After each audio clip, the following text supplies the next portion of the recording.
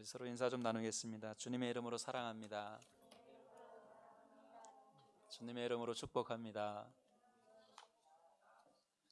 우리 온라인으로 보고 있을 여러분들도 주님의 이름으로 축복합니다. 잠시 전까지 영상이 방영이 안 돼서 아마 지금도 모르겠습니다. 아마 음성으로만 나갈 수 있을 것 같기도 한데 어쨌든 모두 여러분 반갑습니다. 주님 앞에서 기쁨과 평안이 있기를 간절히 또한 축원합니다. 오늘은 여러분들과 함께 마가복음 10장 46절에서 52절에 있는 말씀을 통해서 두려워하지 말고 용기를 냅시다 라는 제목으로 여러분과 함께 은혜를 나누고자 합니다. 여러분, 국회가 지난 금요일에 열린 본회의에서 코로나19 확산 방지를 위한 종교 집회 자제를 촉구하는 내용의 결의안을 통과시켰습니다. 결의안에는 코로나19 위기 경보가 심각 단계로 격상되고 감염도 확산하는 상황에서 국회 차원에서 종교 집회를 자제하도록 촉구하는 내용이 담겨 있습니다. 일반 사람들이 보면 잘했다는 결정으로 받아들일 것입니다. 그러나 우리 교회 입장에서 보면 참 안타까운 일입니다. 믿음의 사람들은 민주주의의 가장 중요한 부분을 종교의 자유를 둡니다. 특별한 상황이고 전염병이 돌고 있는 상황이기 때문에 당연히 교회와 같은 공공집회 장소를 피해야 하는 것은 당연할지 모릅니다. 그래서 한국의 6만여 교회가 동참하고 있고, 또 사실 교회에서 발병하는 일보다 일상에서 발병하는 확률이 더 높음에도 불구하고 교회의 모임만 큰 이슈로 몰고 가는 것을 우리가 볼 수 있을 것입니다. 우리가 신천지처럼 협조를 잘 안 하는 것이 아닙니다. 잘하고 있습니다. 모이는 일부의 사람들도 개인 위생을 철저히 하면서 예배를 드리고 있고, 교회도 소득을 하고, 또한 함께 드리지 못하는 사람들은 영상을 통해 예배에 동참하고 있습니다. 정부가 하고자 하는 일에 최선을 다하여 협력하고 있다는 것입니다. 물론 일부의 교회에서 감염이 생겼지만 그것이 우리의 잘못만은 아닌데, 곧 교회를 비난하는 이유가 신천지의 모습 때문에 우리도 그럴 것이라는 생각을 가지고 있는 듯합니다. 국민 모두가 불안하고 초조하다는 것은 너무나 잘 압니다. 그러나 가장 큰 자존심을 국회가 터치했다는 생각은 지울 수가 없습니다. 여러모로 함께 이 난국을 헤쳐나가기 위해 교회도 열심히 잘 감당하고 있는 상황에서 종교의 자유를 침해할 수 있는 법안을 국회에서 상정하여 통과하였다는 것은 민주주의의 역행을 예고하고 있는 것입니다. 종교를 법안으로 묶으려는 안 좋은 사례를 만든 하루라고 생각을 합니다. 제가 설교 시간에 정치적인 발언을 거의 하지 않습니다. 이 법안은 여당이나 야당 모두가 찬성표를 던졌습니다. 물론 그 중에 반대한 사람들도 있지만 그래서 더 아쉬움으로 남는 사건입니다. 아마도 기독교 역사상 국회가 이러한 결정을 했다는 것은 상당히 회자될 것이고 앞으로도 기록으로 남을 것이라고 생각을 합니다. 우리도 좀 더 용기를 가져야 하지 않을까 하는 생각으로 오늘 본문을 선택하여 여러분과 은혜를 나누고자 합니다. 마가복음 10장에는 앞을 보지 못하는 바디메오라는 사람이 등장합니다. 그는 여리고에 살았는데 앞을 볼 수 없었기 때문에 특별한 직업도 없어서 먹고 살기 위해서 구걸을 하는 삶을 살아야 했습니다. 사람들이 많이 다니는 길에서 자판을 깔고 또 구걸을 하는 와중에 사람들이 웅성웅성하면서 예수님이 지나간다는 소리를 듣습니다. 보지 못하는 사람이었지만 들을 수 있으니까 바디메오도 예수님에 대해서 많이 들었을 것입니다. 오가는 사람들의 이야기를 쉽게 접할 수 있었을 것입니다. 마태복음에는 이름이 나오지 않고 두 사람으로 이렇게 나오는데 두 명 다 앞을 보지 못하는 사람인데 큰 소리로 예수님을 부릅니다. 다윗의 자손이여 나를 불쌍히 여기소서. 이렇게 큰 소리로 예수님을 부릅니다. 얼마나 큰 소리로 예수님을 불렀으면 주변에 있던 많은 사람들이 바디메오를 꾸짖습니다. 잠잠히 하라, 잠잠하라 이렇게 얘기합니다. 성경이니까 이렇게 점잖게 잠잠하라, 이게 좀 발음도 잘 안 돼요. 한번 여러분 옆에 사람에게 화낸 표정으로 잠잠해라 한번 해보세요. 좀 이상하죠, 그죠? 어쨌든 우리 정서로 보면 야단을 쳤을 것 같습니다. 시끄러워 이놈의 자식 뭐 그랬을 것 같아요. 그죠? 또 예수님이 누구신데 감히 시끄럽게 부르냐고 막 난리가 났을 것입니다. 아마 이런 표현보다 더 거친 말로 아마 바디메오를 야단쳤을지 모릅니다. 그런데 바디메오 입장에서 뭐 손해 볼 일이 없습니다. 일단 더 큰 소리로 예수를 불러봅니다. 그래도 뭐 어쨌든 예수님께서 들으면 좋고, 그렇지 않으면 뭐 어쩔 수 없는 상황이겠죠. 그래도 예수님이 이 소리를 들었습니다. 근데 바디메오가 어떻게 불렀어요? 예수님 이렇게 안 부르고 다윗의 자손이여 나를 불쌍히 여기소서 이렇게 부르는 모습을 볼 수가 있습니다. 앞을 보지 못하는 사람이지만 메시아가 다윗의 계보에서 난다는 것을 아마 이 앞을 보지 못하는 이 바디메오도 알았을 것입니다. 다행히 예수님이 발걸음을 멈추십니다. 이 앞에 보이지 않는 바디메오의 소리에 아무도 관심이 없지만 예수님을 그의 부르짖음에 반응하시는 모습을 볼 수가 있습니다. 예수님은 제자들에게 그를 불러오라고 말합니다.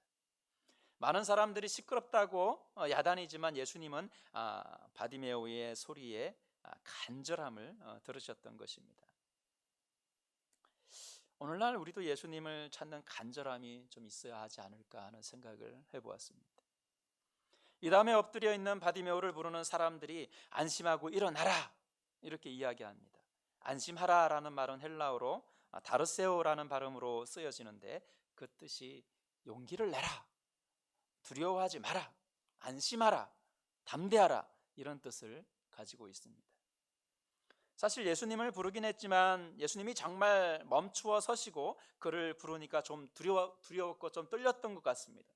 그래서 그가 납작 엎드려 있으니까 사람들이 어떻게 합니까? 그의 제자들이 용기를 내라, 두려워하지 마라, 담대하라 이렇게 말하면서 그가 일어나도록 이야기합니다. 저는 오늘 이 말씀에 초점을 맞추고 싶습니다. 오늘날 이 시점에 우리에게 용기가 필요합니다. 어떤 용기가 필요합니까? 예수님을 만나야 하는 용기가 필요합니다. 모두가 해서는 안 되는 것이 답인 것처럼 말합니다. 모여서는 안 됩니다. 예배를 드려서는 안 됩니다. 피하십시오. 교회를 나오지 않으니까 그것이 더 편하고 그래야 한다고 생각하는 것 같습니다. 그러나 우리는 이런 위기 상황에서 용기를 내어 하나님 앞에 무릎을 꿇어 예배하는 삶을 살아야 합니다. 2000년의 역사 속에서 예배가 중지된 적은 없습니다. 예배 형태는 변화되었지만 예배를 중지한 역사는 없습니다. 핍박과 박해를 통해 예배를 드릴 수 없는 상황에도 그들은 그 예배를 드리기 위해 목숨과 바꾸었습니다. 역사적으로 흑사병이 창궐한 역사적인 아픔이 있을 때에도 그들은 아픔의 현장으로 달려가 위로와 봉사를 통해 그들과 함께 예배를 드렸습니다. 아무도 가까이 하고 싶지 않을 때 우리의 선조들은 발벗고 달려가 그들에게 하나님의 사랑을 실천했습니다. 예배를 드리는 것으로 만족하지 않고 삶을 예배로 드렸습니다. 숨어 있지 않았습니다. 피하지 않았습니다. 담대했습니다. 아무도 이런 설교를 듣는 우리 성도들이 마음이 불편할지도 모르겠습니다. 그러나 우리가 지금 이 사태를 통하여 예배를 포기해서는 안 됩니다. 물론 여러 가지 어려움이 있습니다. 그래서 차선책을 택하여 예배하고 있습니다. 협조하지 않고 독불장군으로 가자는 이야기가 아닙니다. 협력해야 합니다. 정부의 방침에 잘 따라야 합니다. 그러나 그런 이유로 우리의 신앙의 자유가 무너져서는 안 된다는 것입니다. 어쩌면 독불장군처럼 고집이 센 목사의 융통성 없는 설교로 들릴지 모르겠습니다. 그러나 우리는 우리의 하나님을 바라볼 수 있는 믿음을 가져야 합니다. 하나님을 믿는 사람들임을 잊어서는 안 됩니다. 그것을 포기하는 일은 아주 쉬운 곳에서 출발합니다. 합리적이고 이성적이고 모두가 공감하기에 그것이 맞다고 말할지 모릅니다. 그러나 하나님을 예배하는 것은 우리의 이성도 합리성도 공감도 아닙니다. 하나님을 하나님으로 인정하는 예배는 우리를 창조하신 목적이기도 합니다. 예배를 드린다고 해서 세상과 결별하는 것이 아닙니다. 예배를 드림으로 하나님의 긍휼과 은혜를 통해서 세상으로 나아가 더 많은 사람들과 함께하며 그들을 돕고 위로하고 사랑해야 합니다. 말하기 좋은 사람들은 기독교가 예배를 포기하지 아니하고 계속 드리는 이유가 드려지는 헌금 때문이랍니다. 우리 교회에 헌금이 많이 드려지나요? 그것이 중요한 것이 아님을 분명히 알매도 불구하고 수없이 많은 사람들은 흠집 내기를 좋아합니다. 바디메오는 용기를 내어 일어섭니다. 겉옷을 내버리고 뛰어 일어나 예수 앞에 나옵니다. 여러분, 얼마나 감격스럽습니까? 얼마나 좋았으면, 얼마나 감사했으면, 얼마나 그를 만나고 싶었으면 그에게 겉옷도 걷어 버리고 박차고 일어나서 그분 앞에 나아가는 모습을 성경은 묘사하고 있습니다. 그리고 그렇게 고대하던 예수님 앞에 섭니다. 앞이 보이지 않았지만 오직 믿음으로 그분 앞에 섭니다. 예수님은 바디메오에게 묻습니다. 뭐라고 묻죠? 내게 무엇을 하여 주기를 원하느냐? 내게 무엇을 하여 주기를 원하느냐? 기회가 왔습니다. 내게 무엇을 하여 주기를 원하느냐? 주님은 바디메오에게 백지수표 같은 말을 꺼냅니다. 뭐든 말하면 들어주실 것 같습니다. 바디메오에게 가장 중요한 것이 무엇이겠습니까? 바디메오는 이렇게 말합니다. 선생님이요, 보기를 원하나이다. 보기를 원하나이다. 생각할 겨를도 없었겠죠. 보는 것으로 충분합니다. 비록 거지의 삶을 살았지만 그가 고대했던 것은 세상을 보는 평범한 삶이었습니다. 우리가 누리는 그 평범함이 얼마나 값진 일인지 알 수 있습니다. 우리가 누리던 몇 개월 전 마음껏 예배하고 마음껏 찬양하던 그 평범함이 얼마나 감사한 일인지 우리도 깨닫게 된 것입니다. 예배 중에 여러분에게 예수님이 무엇을 주기를 원하느냐라고 물으신다면 다시 여러분은 어떤 대답을 하기를 원합니까? 여러분, 똑같은 대답을 했으면 좋겠습니다. 평범한 신앙생활을 원합니다. 물론 바디메오에게 중요한 사건입니다. 평생을 보지 못했기 때문에 보는 것이 가장 중요한 일이겠죠. 여러분은 예수님이 여러분에게 물으신다면 어떤 소원을 말하겠습니까?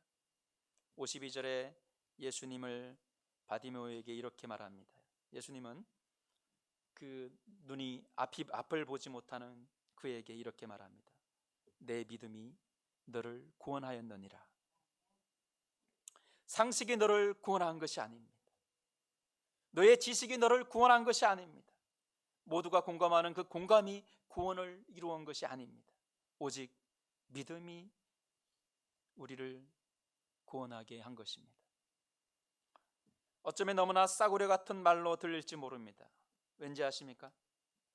돼지는 가장 값진 진주를 구별할 줄 모릅니다. 마태복음 7장 6절에 거룩한 것을 개들에게 주지 말고 너희 진주를 돼지들 앞에 던지지 마라. 그것들이 발로 짓밟고 돌아서서 너희를 물어뜯지 못하게 하라. 이렇게 말합니다. 개나 돼지는 값어치 있는 것을 알지 못합니다. 우리는 그리스도의 가치를 아는 사람들입니다. 진주를 아는 사람들입니다. 거룩함을 아는 사람들입니다. 그러기에 주님 앞에 예배하는 것을 포기할 수 없는 자들입니다. 우리는 믿음으로 하나 된 하나님의 형제요 자매입니다. 여러분 모두 힘을 내십시오. 그리고 용기를 내십시오. 그리고 담대하십시오. 그리고 안심하십시오. 하나님 앞에 나오는 것만큼 안전한 곳이 없습니다. 여러분의 신앙을 다시 한번 돌아보면서 우리가 좀 더 신앙의 자세로 이번 사태를 대면할 수 있는 지혜가 있기를 기도합니다.